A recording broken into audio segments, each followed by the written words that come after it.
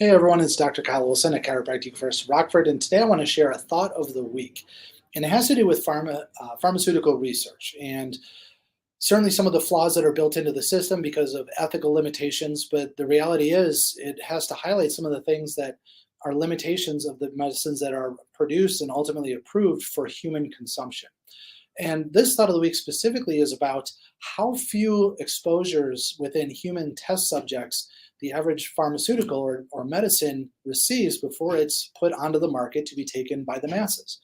Did you know that most pharmaceuticals that are approved by the FDA for production, for prescription by your medical doctor, have 3,000 or less interactions with human beings as test subjects before they are approved?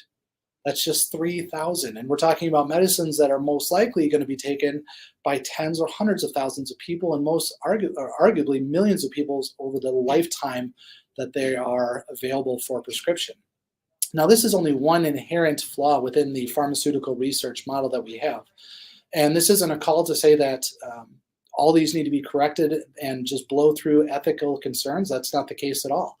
But you need to understand some of the flaws within the system to understand and make a proper evaluation of what you feel is best for your health, the health of your family, ultimately taking a chemical or a drug that is going into your body that could have positive effects, could have negative effects. We just feel that it's your right to know what some of those flaws are. So the first one is, just like I said, most of them have very limited exposure to humans. Now, the reason that this isn't done with huge numbers is because it's not ethical to overly test people on a drug that they don't know is safe and effective.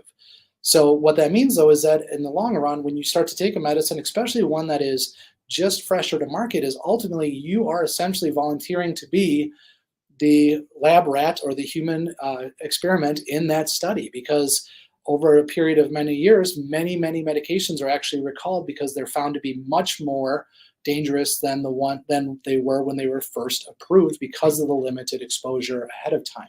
So just know, if you're taking a medicine that's fresher to the market, chances are it hasn't been tested very thoroughly in humans, and that you are essentially becoming that test subject moving forward. Another flaw within the pharmaceutical research industry is that when it's done on animal testing, overwhelmingly, the animals that are tested, they try to remove as many complicating factors as possible, including things like hormones and genetics. So they're tested on animals that are cloned, so there's very little genetic variability within those animals. And overwhelmingly, they're tested on male subjects. It's not often that they're tested specifically on female animal subjects. Now, again, understand that they're trying to limit complications or things that would throw off the desired results when they're doing these research studies, but that also means that the human beings that these are being prescribed to are not as simple as the animals that they're being tested on genetically or because of their health history. And so you're looking at animal models that only paint a very small portrait of what the average person that would be taking these are. Again, something to understand when you take a prescription medication. And the last thing is just the model that we utilize here in the United States, where the company that develops the drug is the one that pays for the studies. Now, that makes sense on the surface, but when you think about it, that means that that company also has a huge financial investment in making sure that the studies reflect the positives and not so much the negatives, so that the FDA will approve them, because they've invested a lot of money and years and research. And if it doesn't get through the testing phase, they lose all that equity.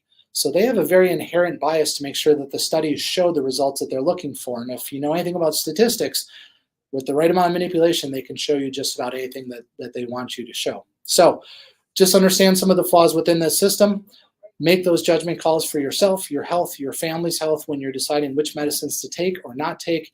But we just want to highlight some of those so you have the information. Continue to educate yourself. Always be your own advocate when it comes to your own health care and the health care of the people you love and care about. Have a great day.